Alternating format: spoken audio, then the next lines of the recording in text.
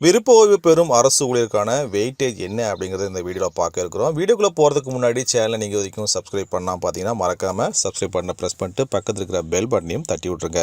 அரசு ஊழியர்களின் ஓய்வு பெறும் வயது 58 இருந்த பொழுது அரசு ஊழியர் ஒருவர் 54 வயது மற்றும் அதற்கு குறைந்த வயதில் விருப்ப ஓய்வு பெற்றிருந்தால் அவர்களுக்கு கூடுதலாக 5 ஆண்டு பணியாற்றியதாக வெயிட்டேஜ் கொடுக்கப்பட்டு அதன் அடிப்படையில் அவருக்கு மாத ஓய்வூதியம் வழங்கப்பட்டு வந்தது.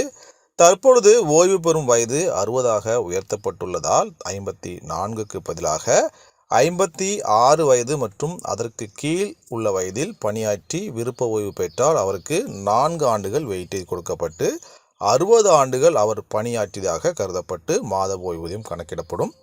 அதே போல 57 வயதில் விருப்ப ஓய்வு பெற்றால் 3 ஆண்டுகளும் 59 வயதில் விருப்ப ஓய்வு கொடுத்தால் அவர் 60 வயது பணியாற்றியதாக கருதப்பட்டு மாத ஓய்வூதியம் கணக்கிடப்படும்.